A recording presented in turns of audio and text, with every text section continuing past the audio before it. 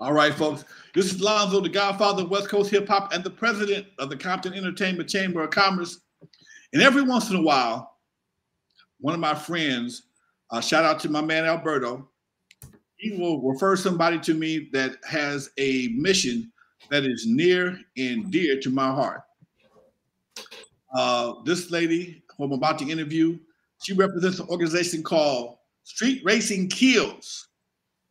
And believe it or not, I'm a victim of a death from street racing. Before we get into that, I'm happy to bring on the platform right now, Miss Lili Trujillo. How you doing, Lili? I'm doing great, thank you. It's a beautiful day out there. It's a beautiful day out here today. Lili, tell us about your organization and what you do and why you do it. Oh my gosh. Okay, where do I start? I'm going to start from the beginning. So I founded this organization back in December. Okay, sorry. Let me start again. December 7, 2013 is when my daughter was killed. Okay. And it was due to a street racing crash. After that, yeah, I mean, losing a child, you know, it was something I've never heard about. I never heard about street racing. I never really like understood the need for speed. I didn't know how many crashes there were out there. I had no idea this was going to blow up the way it has now. But I did know that I was going to spare a parent from losing a child no matter what after this happened to my daughter and to my family. And within 5 months of my daughter's death, I was already in my first school speaking. Okay. And I have never stopped for the last 10 years ever since, creating programs, creating ways to solve the problem, to minimize the problem from sparing a parent from losing a child, passing legislation, working with the street racing task forces. I mean, working with the at city councils and everything that I have done, re-infrastructure of the streets, trying to fix this. But more than anything, mentoring the youth has been always my passion after what happened to Valentina. I have to ask a question. Was she a passenger or she was a bystander, or how was she involved? How was she there? Valentina was a passenger. She was she was 16, and with her two other girlfriends, three teeny boppers, went to a party. And at the party, there was a teenage boy himself, a week shy of 18, that he's the one that took him there. And he's the one that was taking them all back home after the party. And on the way back, he saw a co-worker. He was in his 20s, and they challenged each other to a race. And this is in Wilmington. And as they challenged each other to the race, the two girls in the back, which my daughter was behind the passenger seat, she was sleeping because she was tired. And they were only going 5 blocks down the street. She knew of it. And they challenged each other to a race. So when he pulled the window down, the girl that was behind him woke up because the air hit her and she heard the whole conversation. And that's it. So when she felt the speed of 80 miles or more an hour, she got scared and put her seatbelt on and tried waking up Valentina to tell her to put it on because they were in danger. But she was very quiet. She was just very scared. And Valentina looked at her and said, "What are you talking about? For what?" And then he crashed against an SUV. That SUV was a longshoreman and a lady. The car flipped 3 times, ended on its back. That deviated him to go right through a fence. And the only one that was killed was Valentina in that crash. But as I read it, as I was able to finally read the report, and when I was going through my grieving process and finally able to read it, I said to myself, well, what did I do wrong as a mom? Was I too lenient? Was I too strict? Was she a bad teenager because she went to a party? I said, well, and then she didn't have her seatbelt on in the back seat. I said, if he didn't race, he would have taken her home. If he wasn't going over 80 miles an hour, he wouldn't have crashed. He would have had time to stop because there was the line turned red. And he couldn't, when he saw that light, it was yellow. He couldn't stop anymore. But by the time he crossed, it was red. So he hit the lady. And I said, oh, a street race killed my daughter. 80 miles an hour killed my daughter. And I knew I was not going to stop. This is the only way I can have her. This is the only way I can have her. So I'll be doing this forever.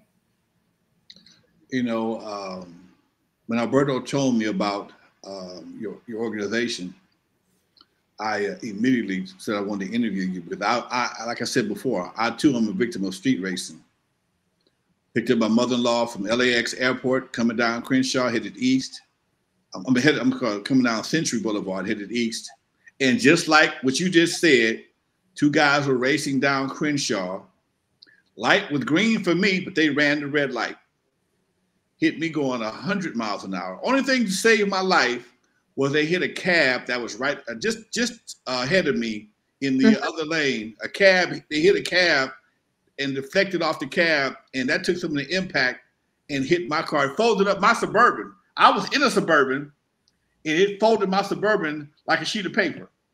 And my passenger, who was my mother-in-law, she was ejected from the car, and she died right there on Century and Crenshaw. Oh, wow. So I definitely understand your pain.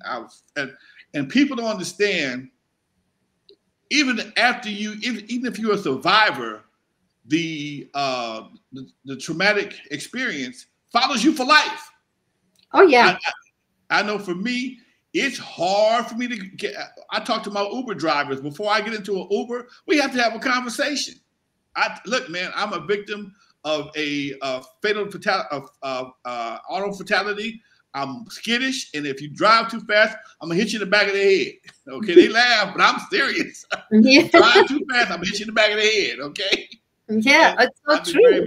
And it's just amazing. It's just and without even right now, that happened 20 years ago, maybe 21. When I crossed Century and Crenshaw, even in the light is green, I'm very cautious. Even if I'm the first car at the light, I will not go right away because too many people will fly through an intersection and honk their horn, bob, bob, and come flying through. Light just turned red, or it was yellow, but it was just turning red. And if you go out there too fast, you'll find yourself in a major accident. So what Alberto mentioned to me, what you do, and in fact, I have a sign called Hood Peace, Stop Street Takeovers. Whatever we can do to work together on that, you got my support 110%, because I can't stand street takeovers. Oh, my God. Oh, my God. Tell me about it. It's just crazy that they are so out of control. There's so much going on. That's not anymore. I want people to know it's not just a takeover. This is not your party.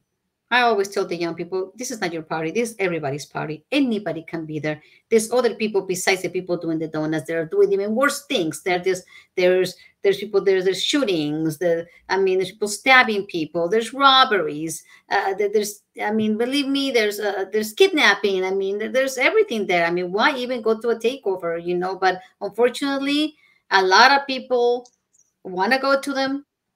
There are people that are young and immature. There are people that go there on purpose to do something bad, and you just never know when you do something like that. This is the takeovers have taken over Los Angeles, and it's really sad. Compton was notorious for takeovers. Compton City Council just passed a major piece of legislature that will definitely slow down.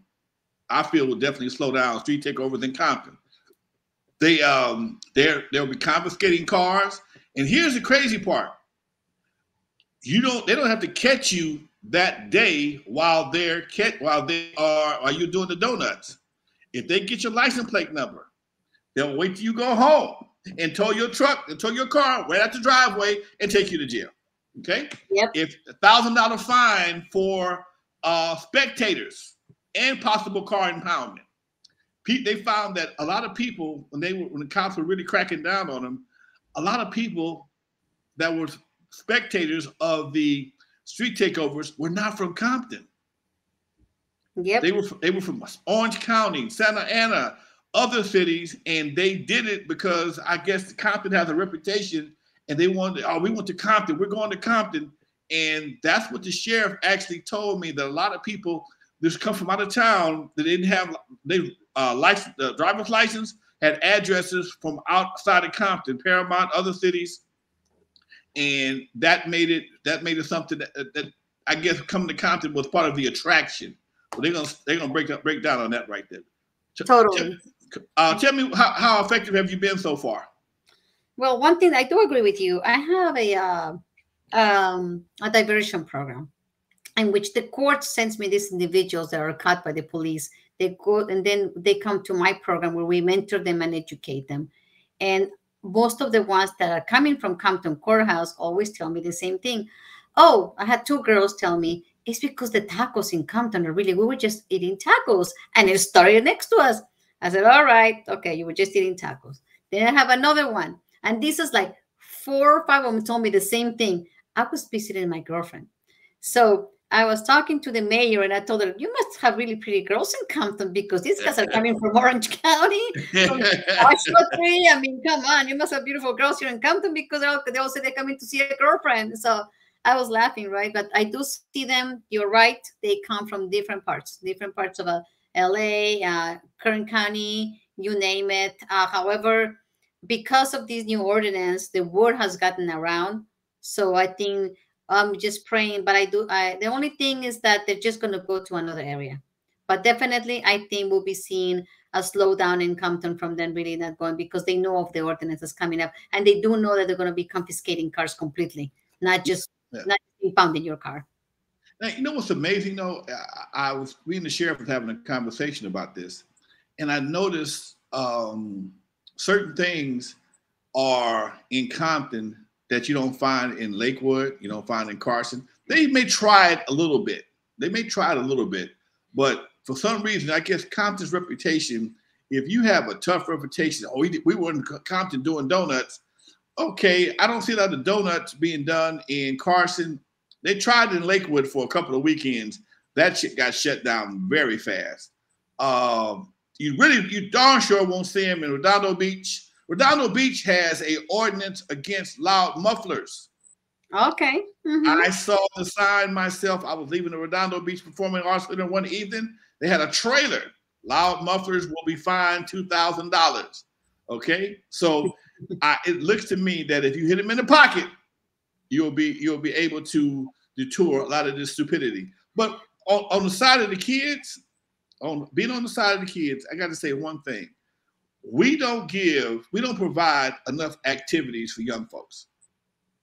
Most of the activities that they have right now are all indoors, video games, things of that nature. There's no place for them to really go and just have a good time.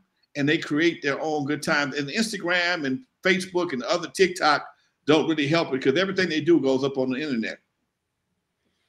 Yes, no, I agree. And they do. And one thing that I really, really I advocate for, and you can call me crazy, whatever you want, but I do advocate for more legal places for these people to go.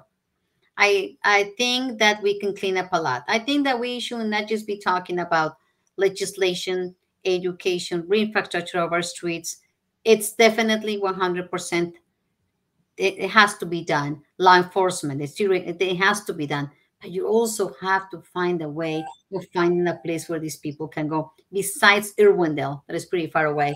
If you ask them, if you ask each one of them, because I ask each one of them, they have to sign a petition for me. They have to do a survey for me. They all want a place to go. They want a closer place to go. And I know that we're not going to take care of 100% of the problem. But if you think if we get even 70% or the 80% of the problem, how many lives are we going to save if we do that? Now, so you sound like me. You are in favor of them doing what they want to do in the proper place. Yes, 100%. Give them a place to go. My gosh, please. Now, that's the only problem we have with that is being that I'm into politics and real estate, the whole 9 yards. To find a facility that's willing to take that responsibility in LA County with the cost of real estate and everybody being so happy, it would be difficult. I mean, we used to have lines. When I'm thinking about it, I just downloaded a picture of Ascot Park. You wouldn't know about Ascot Park, because you're too young for Ascot Park. Yeah, no. That was in Gardena, Vermont. There was a dirt track in Gardena, right where Home Depot is. Okay, right where Home Depot is. Oh, I'm sorry. Yeah, right where Home Depot is. Oh, I'm sorry, where the junkyard is. There's a place called Ascot Park. Ascot Park had figure eight races, dirt bike races, all kind of races. Then we also had Lions Drag Strip, which is right there off the 405 freeway, right near where it's like a train station right now, right over by the train station. But there were a lot of places. Then you had Terminal Island. That was another place. I used to be in the car. I'm in the cars myself. Never much of a speed racer. I like low riders and things like that. But I did have a little car that I thought was kind of fast back in the day. And we would go out to Terminal Island and race against the clock. You couldn't race against nobody else, just the clock. And did you meet Big Willie? Big pardon? Did you meet Big Willie? Big Willie? You did? Oh my God! He's like, oh my God! I read everything about him. Big Willie was the man. He was the man out of Compton, if I ain't mistaken. He was the man. He ran. He was a guy that like the king of the street races back in the day. Yes. They used to hang out at Zorba's on Compton Boulevard. There used to be a restaurant, a pastrami restaurant called Zorba's on Compton Boulevard, and that's where all the street racers hung out back in the day. Okay. Wow. I was a low rider back then, so I'm still kind of a low riderish type of guy. I never want going fast, never my thing. I might burn a gallon of gas all day long in one of my cars. But I remember as a youngster, we had a spot right here on Vermont and Century. It was a Church's Chicken right there, and all the low riders would go there and just hang out. They didn't do anything crazy, but for some reason, every time the cops showed up, everybody took off running. And they would scatter. And when they would scatter, they would act. That's when all the damage would happen because everybody's trying to get away from the police. And they would just start running around in car and burning rubber. And I never understood because all you had to do was buy a two-piece and sit there. But everybody ran. And when the cops ran, it would always cause major confusion. And then we had another spot. I lived off of Main Street in El Segundo. And that was an industrial area. And that's where a lot of these street races took place also. But again, the difference in the street racers of my generation versus the generation now is they would street race on industrial streets and no houses were really affected. But most of the people that were outside, they enjoyed the street races. They'd race from 132nd to 135th Street. They had a light right there on 135th. And they come up 135th to 132nd, and it was pretty much all street racers and predominantly in industrial areas. So no homeowners were really kept up all night with somebody burning rubber and doing all that kind of stupid stuff. And that's the part I think it's really inconsiderate for you to put up in somebody's neighborhood and start doing donuts with a loud muffler, tires screeching, smoke everywhere, and it's 3 or 4 o'clock in the morning. Come on, man. Yep. That's exactly the pushback that we're getting. I've been asking a lot of cities for the support, and some cities will be, oh, no, we don't want that kind of people here. So this is like the liability, the noise, the space, where, it's hard to find it is going to be hard to find a place where we have grown. Los Angeles has grown so much, we're so full of properties everywhere, and nobody wants. I mean, people complain about the noise of the airport. I mean, they want to get out of the airports. Yeah. Can you imagine? I honestly, with all my heart, wish I could find a place. I wish Terminal Island will reopen, honestly. And the port does not want to give it back. You know what I mean? So it's just, we've been fighting also with the Terminal Island and asking them. And the Port of LA says, no, only containers can be there, nothing else. And then you go look at Terminal and it's empty. Right. They don't want to give it back. They don't want to give it. And this is something I just thought about recently. We had street racing. We always had street racing, but the donuts didn't become popular until the movie came out, Fast and Furious. Right. Am I correct on that, or this is something? I don't know. I think you're right. That's where they came out. I know for sure that the pandemic is what really threw it out there. Right. Okay. But for what I've talked to people, I talk a lot to my offenders. So they've told me it used to be, they were donuts already going on, but it was more underground, warehouses, private events, but not the way it blew up the way over through the pandemic. It wasn't the way as it. And you know that this is not just a problem in Los Angeles. This is nationwide. Right. Exactly. Crazy. Exactly. It expanded, like Miami has it really bad. Uh, Texas has a really bad problem. However, in Texas, there was a guy that was really smart. I guess there's it's not like here, that we're so crowded. He was able to buy a couple of properties a little bit outside areas, Okay. and he built the burnout boxes. It's called Texas House of Power. If you ever want to check that out, then you'll see how they can do their donuts legally. It gets a little wild, but at least it's a place where you can go do it legally. And he has three locations in Texas. Well, I would think Pomona would be a good place for something like Pomona Drag Strip out there. Irwindale. Irwindale is far, but it's not that far. It's off the 605 freeway. It's not that far. In fact, Irwindale was even offered to let them come out there, didn't they? Yes, Irwindale has one burnout box. So they do. They go out there. You can, for $20, you can go and do your donuts there. Yeah. Okay. No place. I don't see no place in South Bay. Torrance, Gardena. And the cities don't want it. They'll be like, even if they had it, they'll be cities be like, no way. This is the cities that they don't. How can we convince the cities? You know what I mean? Right. You'd have to go out to Lancaster or Moreno Valley, deep into the desert, to minimize the liability and to minimize the noise factor. And again, that's a nice little drive. Yeah. Well, on Riverside just opened just a strip on Riverside. A drag strip? A drag strip, yeah. It's a small one. It's not that big, but he's getting a lot of people off the streets over there. Interesting. That's Riverside, yes. I think it's called River. I don't forget the name of it, but I think it's Riverside Speedway. Okay. When you see street takeovers turn into looting situations like they did around the corner from my house and over on Alondra and Central. I mean, you got 100 kids in the middle of the street, and all of a sudden somebody go to the bag of potato chips.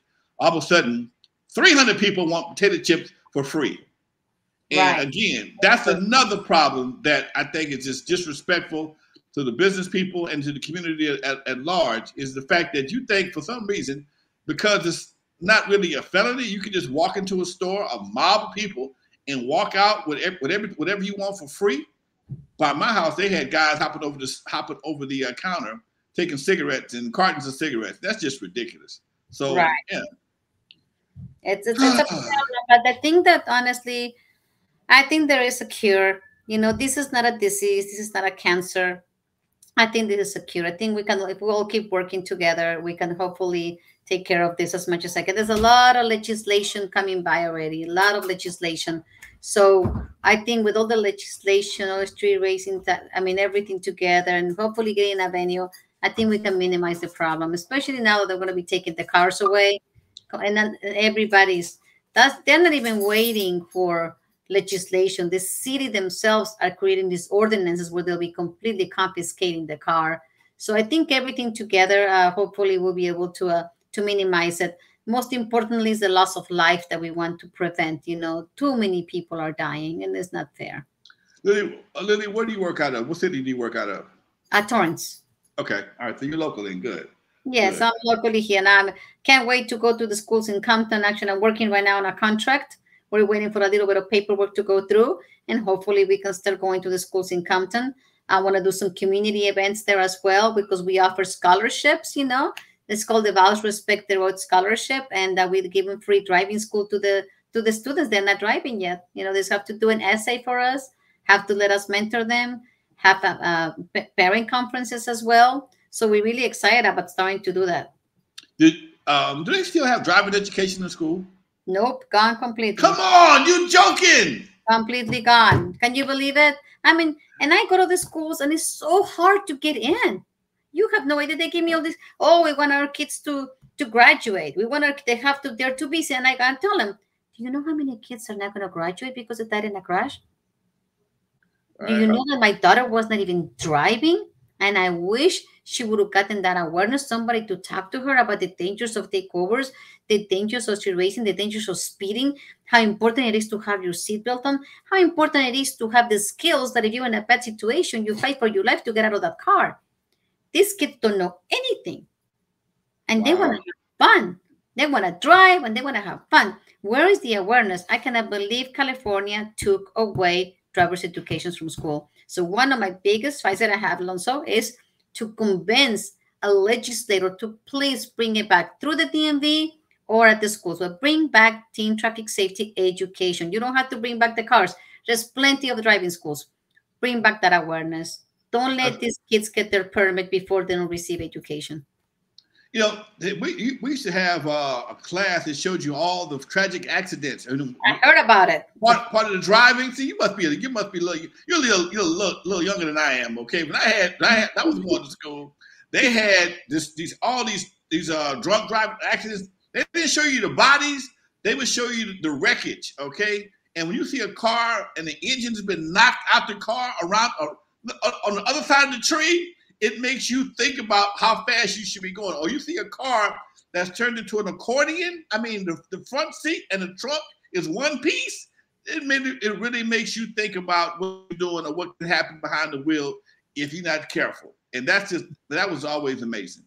Yes, and you know that when I go to schools, I have to show my videos before because they don't want them to be too graphic. They don't allow us to bring graphic videos. I'm like, okay, so here I am. I have to clean up my videos.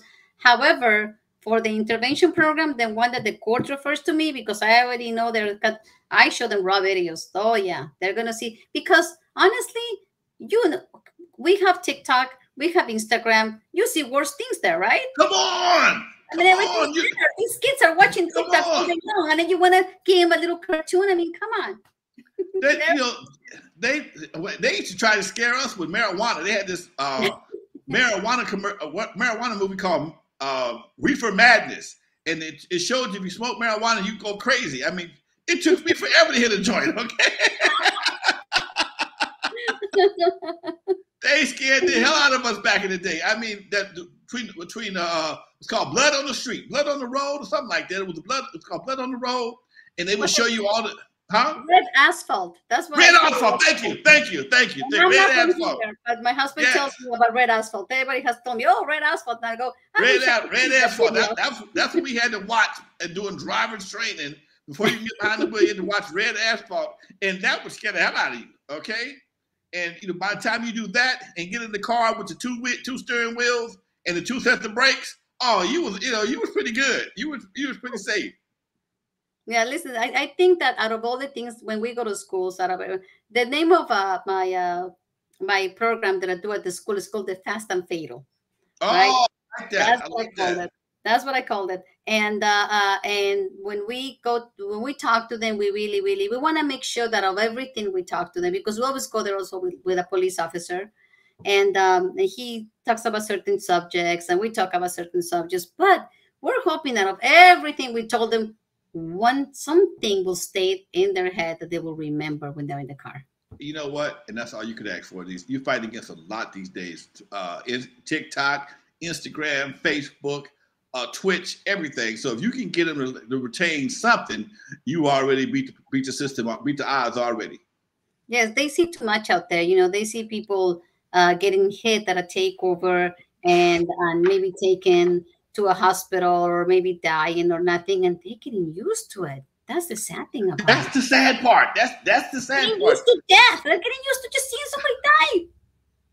When you see people that I watch videos, I subscribe to one of those videos, those YouTube channels, and guys are sitting on the car. All of a sudden, they're doing donuts, and the guy that was sitting out the car on the door is flying across the doggone crowd. Like, wow! And all they do is take pictures of it. They still videotaping. Yes. They still videotaping. Instead of calling 911. Nobody's down. They can't dial 911 and take pictures at the same. It won't work. No, I've talked to many of them, and they are. And I'm telling you, I talked to these kids, and we go down to the level and say, okay, I said, please tell me why you do it, what has happened, what is it. I talked to the person who does the donuts. I talked to the person. I mean, and a lot of them have told me, you know what? I mean, one of them in particular, she told me it's a family that we have now. It's a community that we found out to be in. This is we're all together, and she even told me now one day, she goes, today we stopped someone from burning a car.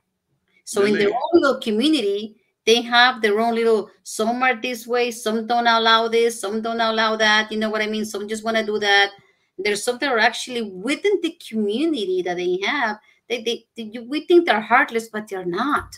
Lili, you know what I mean? Yeah. Time is almost up. Where can they find you? They can find me. Please go to streetracingkills.org. Follow me on Instagram, please, and on Facebook and on TikTok. I'm there. I'm always showing everything that we do at the schools, everything that we do everywhere. Our events are always there. If you want me to come to your city, please reach out to me. Reach out to us, to Street Racing Kills. We'll be happy to come to your city and have any event that you need. Parent conferences. Invite us to your schools. If you have the means to get us into your schools, we're more than happy to go there and go ahead and create more awareness and education and save some lives. I'm going to get you some of my signs as well. We'll talk later, okay? 100%. Thank you so much. Thank you for coming on the show, Lili. Appreciate your time, darling. Thank you for having me. Keep up the good fight. Much love, Alberto. Keep doing it, Doc. Keep doing what you do. All right. Peace.